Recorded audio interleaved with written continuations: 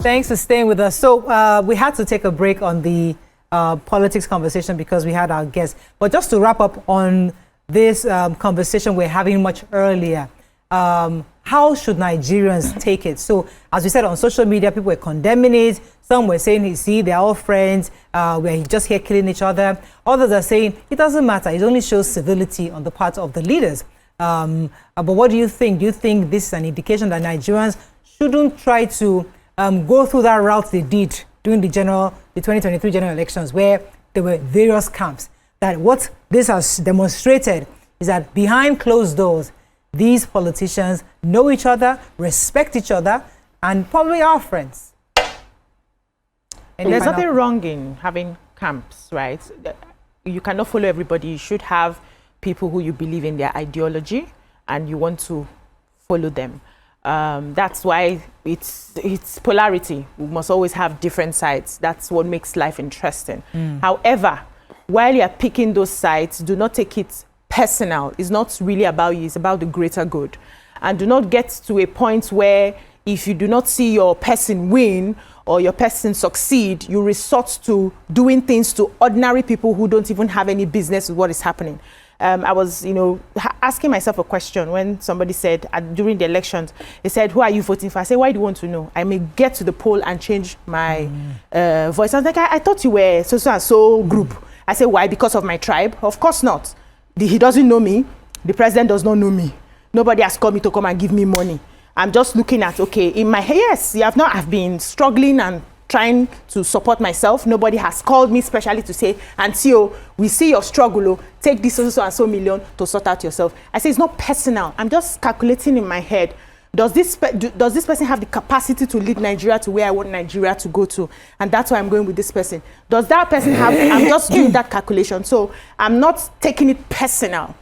And so when the results came and everything, some people were like, no, they did this, it was rigged, it was that. I said, let us wait and see if the person that has been elected has the capacity to do the work. It's not personal. He's not my father. The other one is not my father. Nobody knows me. So if we can separate ourselves from, getting too attached to what we think is the right thing, because the problem we have is everybody on their own camp or in their own camp believes that they are right. And because you think you're right, you want to oppress and suppress every other person who does not agree with you. We can agree in civility and understanding that two truths can exist at the same time. When I hear all this camp or no camp, you know what I just think? I think my mother or somebody told me that. Everybody just looking for what they're going to eat. The reason why we're all gung-ho this person is because of the opportunities you think are may come out of it. Truly, Nigeria, we don't have that. I think, not to generalize, many Nigerians don't have that ideological stand to say, okay, this is what I believe in and I'm standing by. Because we see them jumping from one camp to one camp, all the politicians. Even the followers are possibly like that. They're also confused because if the one politician comes and says, all of us, we're all going to this party. They all carry their bags and go because it's all about what you can eat. So when people are saying they are fighting, I just wonder, like, this one that you are fighting for, do you understand? This man that is there, he's only there for his own personal ambition. Everybody has their own personal work. So you must be very careful how you're following and who you're following. You see, that's the thing. It's orientation. Our orientation is wrong. We have been fed. I can't get over the fact of how tribalistic we are today. Yeah. Really because when I was growing up, there was nothing like that. Really? I think any it's the same thing with religion. We had friends in Ansaruddin. Ansaruddin was a Muslim school, and there were Christians there, and nobody was wearing hijab. There was nothing like that. Suddenly, they have now turned it into, what is it? And it was why are we putting religion and tribe and everything on our head? That was in Lagos, because I now found that years after that, that experience you're saying is because you live in the cities. And there's some areas are part of the country that is never like that. There's always been those differences, but because we live in the cities, maybe we don't see it. I disagree. I couldn't actually. I disagree because I grew up in Jos. I didn't grow up in a rural area, but I saw the change. I think while we were growing up, it was when that change started to happen. We lived on a street where there were many Muslims, and we would share food at Christmas or whatever the celebration was, and vice versa. We would go to each other's homes. But then I remember one particular year I came home from school, and my grandma was saying that there was this new group of Muslims who had come into our area and would not take food from us, you know, would not sort of associate with us. So people started talking about that there's a difference, there's a shift. This is not how we, this is not how it's done in this community. Then also the emergence of Pentecostalism, the Pentecostal churches as well. That one too, on that side, you know, brought about difference where they will say, no, they don't, their Allah is not God. God is different from Allah. So I was just, you know, growing up when I saw the difference. You are so right, Miriam. When that Pentecostalism came into Nigeria, it was when that was the shift. That I can remember very clearly. Because before it was just going to ordinary church, Methodist or Baptist. And he was respected. And everybody, and you know, I know this guy, ID. He grew up in the north. Beside him was an Igbo house. The house beside him was a Hausa house. And all the kids went to play. When they got to the Yoruba house, the parents spoke Yoruba to the children. The same. My mom's first language was Igbo, because ID is over 70. He speaks the three languages. He speaks Yoruba, Igbo, and Hausa. Because of the way the parents interacted with all these children. When did this thing happen? So I hear the parts of the Pentecostal movement. There's also the part of enlightenment.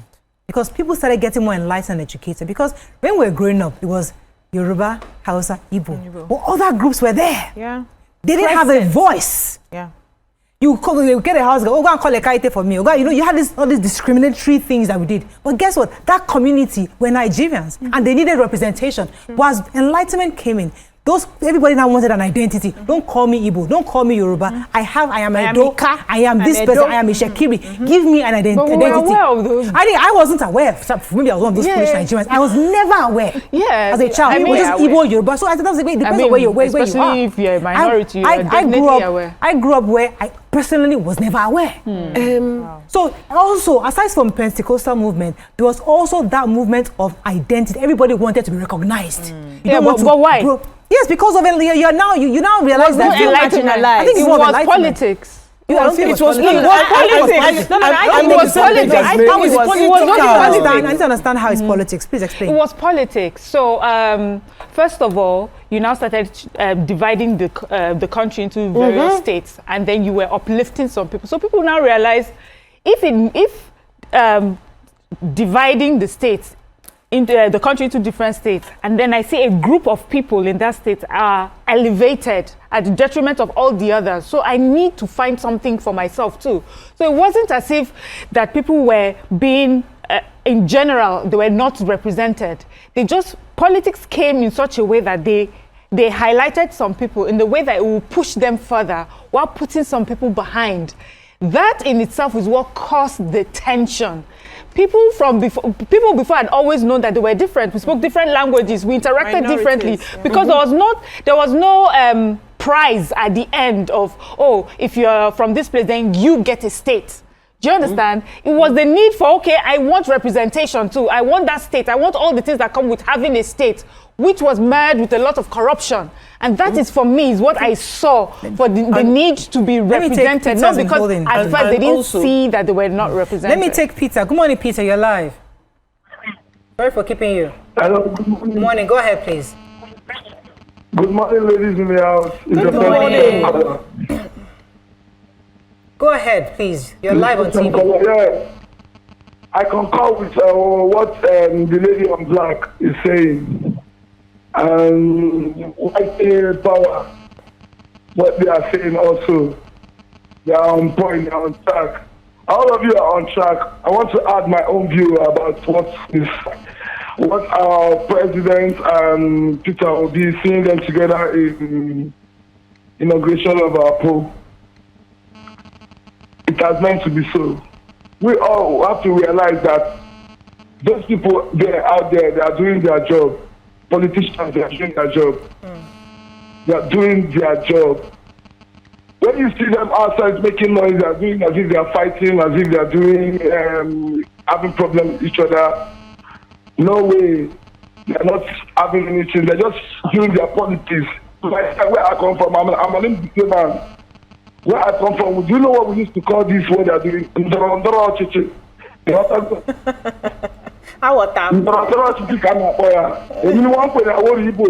I was born in Lagos in Ikeja in number 5. Back in Thank you very much, Peter. Let's go in a very short. I have to go in a commercial break. When you come back, I'll start with you. Stay with us. We'll be right back.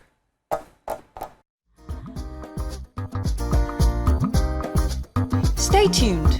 Your View will be right back.